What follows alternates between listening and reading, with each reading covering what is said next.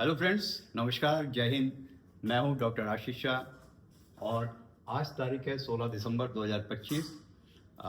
Let's talk what's the latest trending. तो आज तो बस एक ही न्यूज़ है, मतलब उसका एनालिसिस चल रहा है। न्यूज़ तो हालांकि कल हो गई थी, लेकिन उसका एनालिसिस और उस पर बहुत सारी टिप्पणियाँ वगैरह चल रही है यदि आप यूट्यूब वगैरह देखते हैं तो दिल्ली में राजनीतिक पारा काफ़ी बढ़ चुका है। हवा भी थोड़ी चलनी शुरू हो गई है और वातावरण तो जैसा आप सभी को मालूम है कि काफ़ी दूषित रहता ही है। तो आइए हम देखें कि ये जो बीजेपी ने नया पार्टी प्रेसिडेंट किया है, श्री नितिन नवीन को, तो उसके पीछे क्या कारण है। बड़ी कवायदें लगाई जा रही है। अभी तक जैसा कि हम लोगों ने पहले देखा है, कोई भी मीडिया का तुर्रम खा या जो भी बोलिए आप, राजदीप सरदेसाई या ऐसे तमाम जो इन चीज़ों में एक्सपर्ट रहता है, no one was able to predict who will be the next BJP president. सबने अपने अपने लगाई, सबने अपने अपने कवायदे लगाई। किसी ने धर्मेंद्र प्रधान जी का नाम लिया, किसी ने मनोहर खट्टर जी का नाम लिया, किसी ने ये बोला कि ये संघ के पास में, किसी ने ये कहा कि ये जो है मोदी जी की पसंद है। इस प्रकार से बहुत सारी अटकलें लगाई जा रही थी। पर इन सब को विराम देते हुए कल बीजेपी ने जो नए पार्टी प्रेसिडेंट की घोषणा की है, वह काफ़ी चौंकाने वाली है। हालांकि यदि आप इसे गौर से देखेंगे तो it's a very logical and very calculated move by the BJP. When we say BJP, it basically means Narendra Modi ji और अमित शाह जी। तो ऐसा नहीं है कि ये एक आपने कहीं से भी आदमी को उठाकर खड़ा कर दिया। देर इज अ बहुत सोचा समझा और बहुत ही कैलकुलेटेड मूव है नए पार्टी प्रेसिडेंट को नियुक्त करने में। तो आज थोड़ा सा हम इसी मुद्दे को देखेंगे कि क्या क्या कारण से नवीन जी को पार्टी प्रेसिडेंट नियुक्त किया गया है। और आज का चूंकि यह जो मुद्दा है थोड़ा सा लंबा हो सकता है, तो मेरा आप सभी से आग्रह रहेगा कि इसे आखिरी तक देखिए और थोड़ा सा लाइक और सब्सक्राइब करेंगे तो वो भी हमें अच्छा लगेगा। तो बीजेपी यानी कि मोदी जी और अमित शाह की जोड़ी ने ये जो नए पार्टी प्रेसिडेंट को की नियुक्ति की है, इसके साथ ही बहुत सारे मैसेजेस देने की कोशिश की है। And this are all very big messages, क्योंकि चेंज भी उतना बड़ा है। तो क्या है ये मैसेजेस? तो सबसे जो आ रहा है वो ये है, that is for the youth basically. जो नए party president, working party president है, उनकी आयु इस समय 45 ईयर्स के आसपास, कुछ महीने इधर उधर बताई जा रही है, मतलब है रादर। तो 45 उम्र जो होती है एक राजनीतिज्ञ के जीवन काल में या एक राजनीति के दृष्टिकोण से, इट्स नथिंग, राइट। क्योंकि जो परिपक्वता आती है बेसिकली, ये जनरलाइज कर रहा हूँ, this is not for some specific person और फॉर एनीवन। एक जनरलाइज व्यू है। यदि आप ओवरऑल राजनीति को देखें तो उस हिसाब से 45 इज नथिंग। जो परिपक्वता आती है वो 60 के बाद आती है, और जैसे जैसे आदमी मैच्योर होता है उतनी उसमें परिपक्वता देखी जा सकती है। या लोग बाग बताते हैं, जो मैं तो ऐसा कोई बहुत फुल टाइम राजनीतिज्ञ नहीं हूँ, लेकिन जानने वाले जो बताते हैं कि the political life of a person matures with age, right. तो उस हिसाब से देखा जाए तो 45 इज नथिंग। और ये जो है इसे राजनीतिक के हिसाब से this can be called as a youth. Youth मतलब राजनीति में तो 50-55 वालों को भी यूथ कहा जाता है। जैसे राहुल गांधी जो है वो भी यूथ नेता है, हालांकि उनके आयु 50 के ऊपर है। तो 45 definitely comes under the youth brigade. तो ये मैसेज जा रहा है देश के तमाम नवयुवकों को, जवानों को। और ये जो नवयुवक हम जो कह रहे हैं, ये again this are not people in the teens, but और it's a large time frame. Let's say from 20 से लेके 40, 45, 50 तक का जो वर्ग है, उसके लिए ये मैसेज है। और वो मैसेज क्या है? देखिए, राजनीति में जो है सबसे बड़ा जो आदमी जो आगे बढ़ता है वो that is called as hope. Hope and ambition, right. तो ये दो चीजें जो है, जो किसी भी व्यक्ति को राजनीति में आने के लिए और आगे बढ़ने के लिए प्रेरित करता है, राइट। अब जैसा कि हम सभी जानते हैं कि भारत में इस समय नवयुवकों की संख्या बहुत बड़ी है, राइट।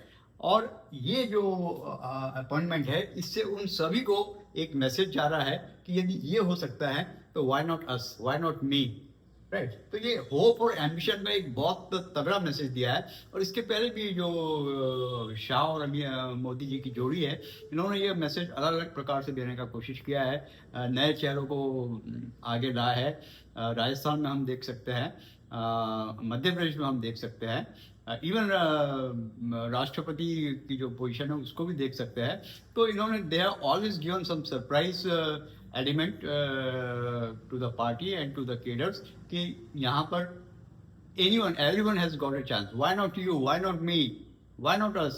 Anyone. तो ये जो होप और एम्बिशन दिया है, ये बहुत स्ट्रॉन्ग मैसेज है। And this is definitely going to increase the people moving towards BJP. ठीक है। मैं इंदौर शहर में देखता हूँ, इंदौर शहर में इस समय युवकों का काफ़ी बोलबाला है। वहाँ के मेयर जो है वे काफ़ी यंग है। इसके अलावा जो अध्यक्ष वगैरह है, लोकल बीजेपी अध्यक्ष, they are all driven by this young people.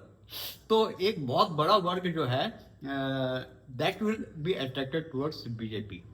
इसके अगेंस्ट में यदि आप कांग्रेस को देखें तो कांग्रेस इज स्टिल, उनका जो पार्टी प्रेसिडेंट है is more than 80 years old, और खड़गे साहब जो है 80 साल के ऊपर है। ठीक है। इसके अलावा भी वहाँ पर कई पुराने जो है नेता जो है चले जा रहे हैं।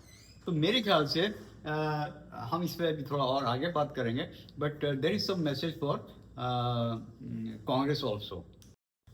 दूसरा एक जो बहुत महत्वपूर्ण मैसेज का it's you can see it on the grounds, वो है that is the generation shift. ठीक है। जनरेशन शिफ्ट और जो इसके पहले वाला जो मैंने बताया था रीजन यूथ वाला, वो अलग अलग है। ठीक है।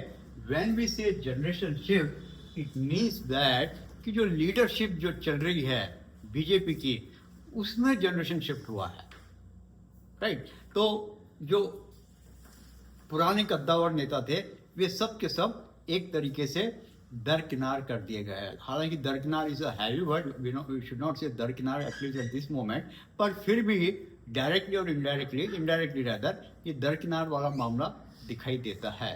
तो you can also call this as distraction. So this is a very clever move by the party bosses कि ये पूरे जो है वोटर्स है और जो बेसिकली वोटर्स है और जो लीडर्स है सेकंड पंक्ति की, थर्ड पंक्ति, उन सबको डिस्ट्रैक्ट कर दिया है कि that now you don't have to look at this senior line of political leaders, but you can start looking below them, right. तो ये एक बहुत क्लेवर मूव है which you can call as generation shift, और you can also call a move of distraction with the appointment of the new party president. इस point पर थोड़ा और गहराई से विचार करिएगा तो आपको समझ में आएगा कि मैं क्या कहना चाहता हूँ। ऐसी भारत में ऐसी कोई पोजीशन नहीं है पॉलिटिकली जहाँ पे कास्ट का यानी कि जाति का पैरामीटर नहीं लिया जाए।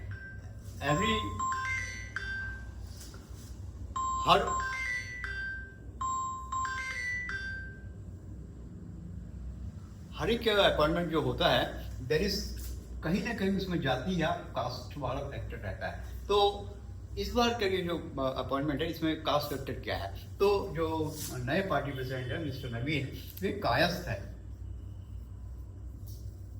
देखिए, यदि आपने कायस्थ जाति का थोड़ा सा ऑब्जर्व किया होगा तो this is one of the most progressive या एडवांस कास्ट है भारत की, और ये सुवर्णों में आती है, मतलब this considered as an upper cast.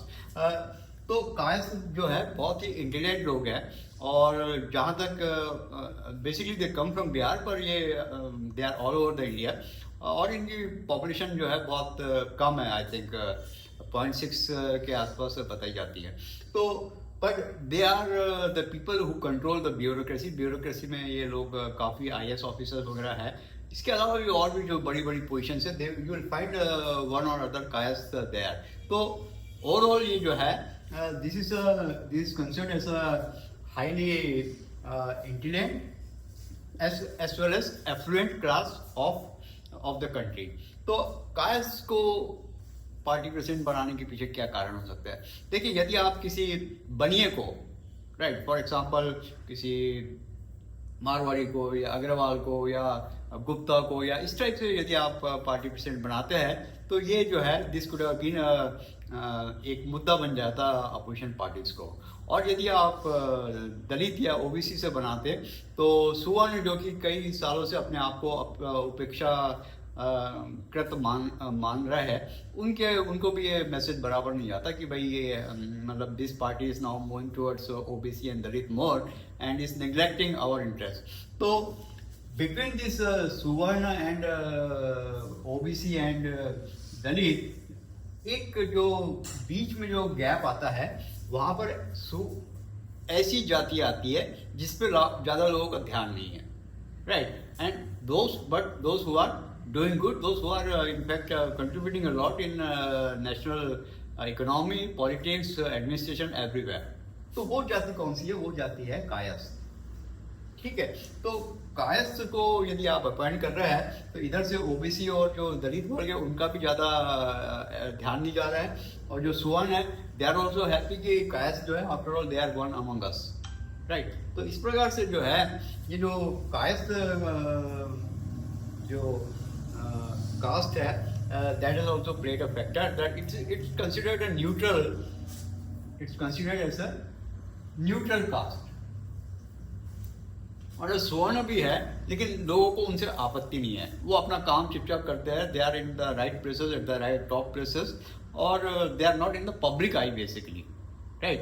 जो जिस कारण से सुवर्ण लोग बदनाम है वो ठप्पा इनके ऊपर नहीं लगता। हाँ, इनको जरूर लाला नाम से कहा जाता है कि ये लाला है, बट वो ठीक है, वो बोलचाल और उसमें, बट ऐसा जो कास्टिज्म को लेके इनके ऊपर कोई आक्षेप नहीं है। So this is also very important factor to be considered. तो इनके आगे मतलब न तो ठाकुर का वो लगाया, ना राजपूत का लगाया, ना सिंह है, तो ये सब चीज़ों से भी ये जो है बच जाते हैं। And more importantly even the Muslims don't have much grievances against this Kayastha, because Kayastha जो है वो थोड़े से practical, they are professional and they are practical, they don't get involve in to petty issues. उनको आपने कभी ऐसे खुल के ऐसे वाद विवाद में पड़ते हुए नहीं देखा होगा। They definitely must be acting behind the scenes, पर ऐसा सामने आके and they will play very smartly, that is the biggest attribute.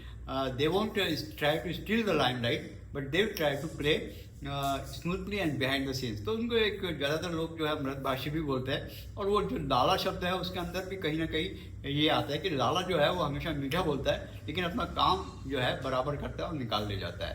तो यदि इस एंगल से भी देखें तो जो बीजेपी पार्टी प्रेसिडेंट जो थे, they didn't want any person who is more ambitious और जो ज़्यादा बोलता हो, तो उस टाइप के आदमी को भी उन्होंने अपने लिस्ट में से निकाल दिया होगा।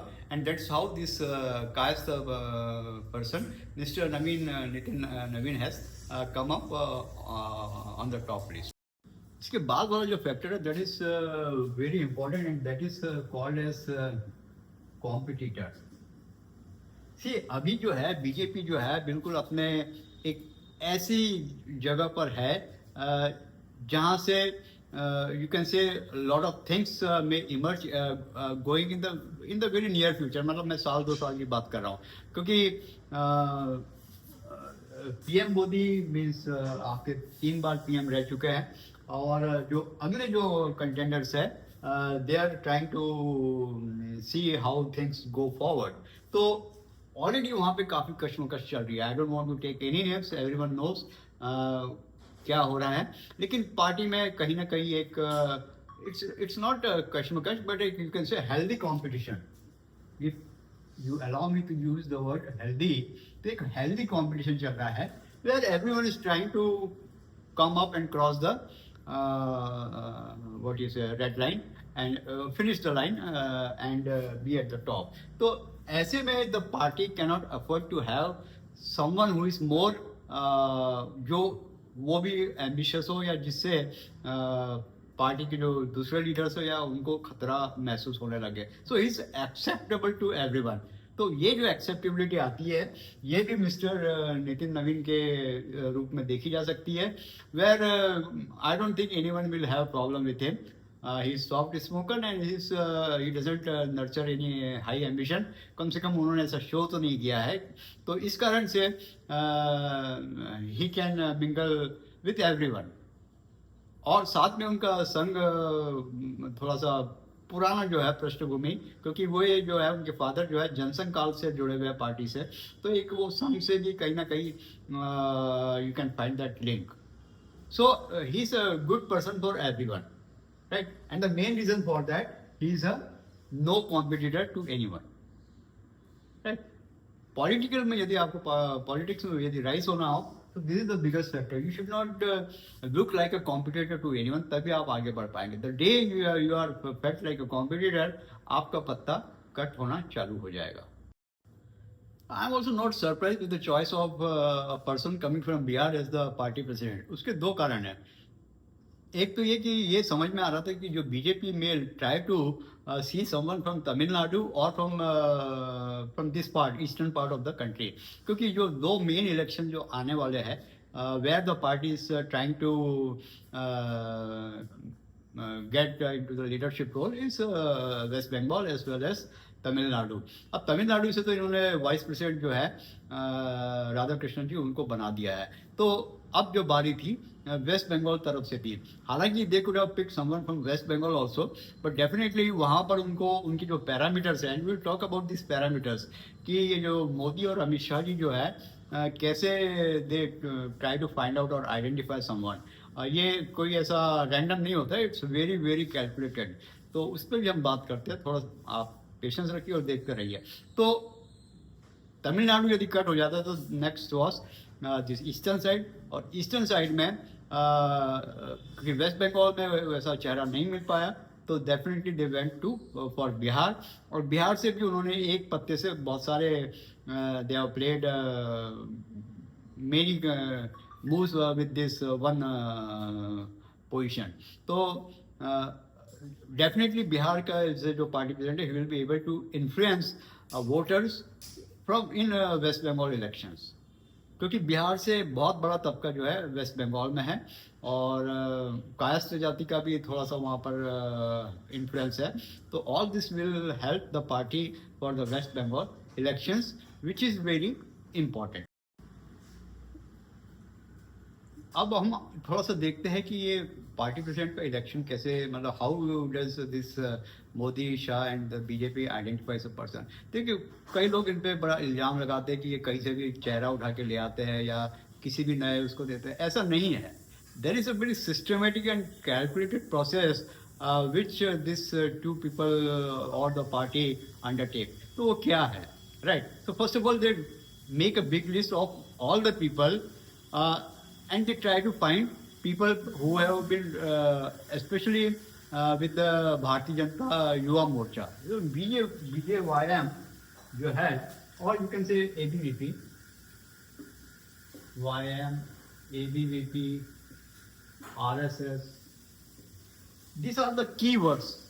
ठीक है, जो भी पार्टी प्रेसिडेंट होगा तो उसको यहाँ से उसका लिंक होना चाहिए. तो एक सबसे पहले जो है एक लिस्ट ड्रॉ की जाती है कि who are the person who fit into this category, and then there is a age कि भाई 40 से लेके 60 या 65 तक जो है they will make a list of all those people from all the states. ठीक है.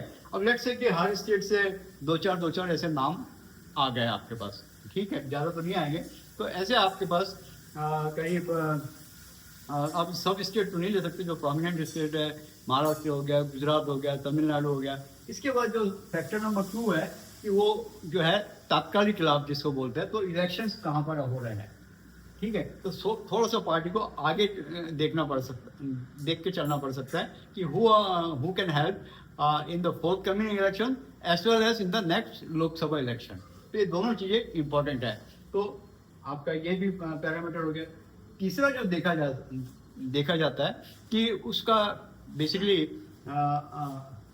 पॉलिटिकल उसकी एक्सपीरियंस कितना है, right. So he should be able to have some positions administration and other in the party organization. कि party organization भी बहुत important की word है। पार्टी ऑर्गेनाइजेशन में भी यदि आपका कुछ वो है, तो यहाँ पर जो है, यदि आप किसी स्टेट के प्रभारी रहे हैं, आपने वहाँ पे किस प्रकार से काम किया है, फिर आपका टीम वर्क कैसा है, तो इस प्रकार से और दो तीन फैक्टर इसमें जुड़ जाते हैं। इसके बाद फिर देखा जाता है कि आप जो है especially now this is a person specific. यदि मोदी और शाह है, स्पेशली मोदी जी है, तो he will see that the person is not very talkative या ज़्यादा ऐसा ओवर एम्बिशियस तो नहीं है, ठीक है। तो मोदी जी के यदि टीम में आप जाना चाहते हैं, तो I think this is a very important factor. You have to be a silent worker, आपको ज़्यादा शोर शराबा नहीं करना है। तो ये भी एक फैक्टर जो है फिर ये जो लिस्ट में इसमें अप्लाई किया जाता है। तो इस प्रकार से कट करके आखिर में जो है आपके पास 4-5 नाम बचेंगे, राइट। जब आपके पास 4-5 नाम बच जाते हैं, then you start talking taking feedback about him from various people, ठीक है। उसमें फिर संघ की भी राय ली जाती है, इनडायरेक्टली डायरेक्टली। इसमें जो लोकल स्टेट है वहाँ से भी फीडबैक लिया जाता है। इसके अलावा जिन जिन लोगों के साथ जिस स्टेट में उन्होंने काम किया है वहाँ से प्रभारी रहे, वहाँ से फीडबैक लिया जाता है। सो द होल उस व्यक्ति की पूरी जो जन्म कुंडली है वो खंगाल ली जाती है, and that is how the name comes up. तो ये एक बहुत सिस्टमेटिक प्रोसेस है, and it's all data driven. ये this is not on hearsay और समथिंग रैंडम। ये हमारे मीडिया वालों को समझना चाहिए। जिस हिसाब से ये अटकलें लगाते हैं, संजय जोशी को प्रेसिडेंट बना देंगे या आपके फडणवीस साहब को बना देंगे, या मतलब जो भी नाम इनके, शिवराज जी चौहान को बना देंगे। अरे क्यों बना देंगे भाई, इनका कुछ दिमाग थोड़ी खराब हुआ है जो ऐसे they will just pick any person just because of his name and make him party. ये ऐसा नहीं होता है। तो जिस हिसाब से मैं भी I was also trying to follow this party president appointment for a year. तो मैं मीडिया में ऐसे ऐसे, और उनके व्यूज़ आप देखेंगे तो 100K और 500K ऐसे ऐसे व्यूज है, और लोगों को मजा आ रहा है देखने सुनने में। It's all Ravish basically, right. तो बीजेपी पार्टी प्रेसिडेंट जो है, especially during the lifetime of Modi and Amit Shah, it's a very systematic data-driven process where each and every factor related to that or information related to that person is turned out, निकाला जाता है, और उसके बारे में फिर बहुत सोच समझ के फाइनल डिसीजन लिया जाता है। डेफिनेटली इसमें आरएसएस का भी सहमति रहती है। Without that I don't think they will be able to appoint, but वो जो है acceptable. If it is not endorse highly, it should be at least acceptable to the RSS bosses. तो इस प्रकार से जो है आपका पार्टी प्रेसिडेंट यानी कि श्री नितिन नवीन जी का चयन हुआ है। So I think with this podcast, it should be clear to you कि how the Modi Shah team works, how they identify people, and how they are trying to, what message they are trying to send out to the voters and to the masses. तो जैसा कि मैंने शुरू में बताया कि with this there is a generation shift as well as distraction as well as a message to the youth that everything is possible in the party. Modi है तो मुमकिन है, कल को आप भी पार्टी प्रेसिडेंट बन सकते हैं, कल को आप भी चीफ मिनिस्टर बन सकते हैं, और anything is possible in the party. आप मंत्री भी बन सकते हैं, आप कुछ भी कर सकते हैं। You have to just keep working silently और leave rest to your destiny, to God and of course to PM Modi. Thank you very much. Please like and subscribe to our channel.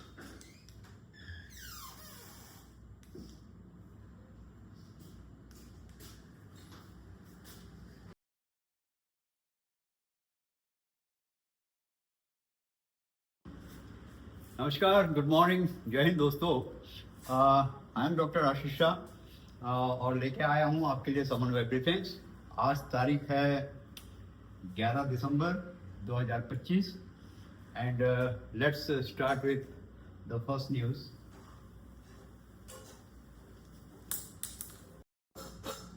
तो जो पहली न्यूज़ है उसमें we have come to know that Shrimati Amit Shah ji, मतलब अमित शाह जी की पत्नी जो है, वे स्वयं पार्लियामेंट गई थी।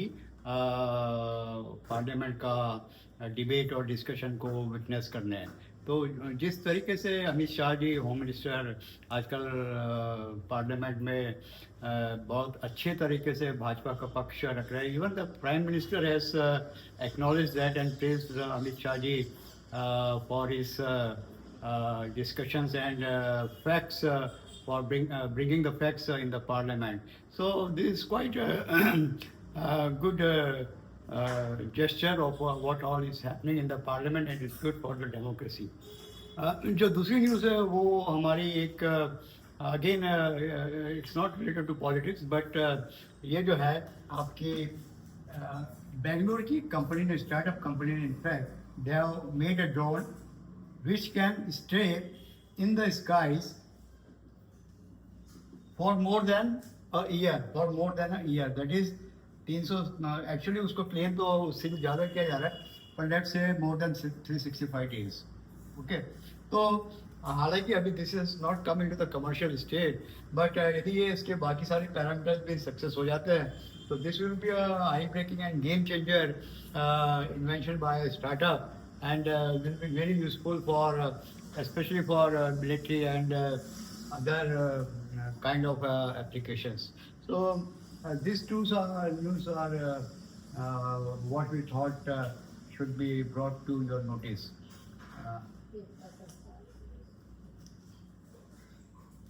दोस्तों, किसी भी वीडियो और शॉर्ट बनाने के लिए specially on Jio political matters काफ़ी स्टडी करना पड़ता है, काफ़ी होमवर्क करना पड़ता है, उसमें काफ़ी मेहनत लगती है।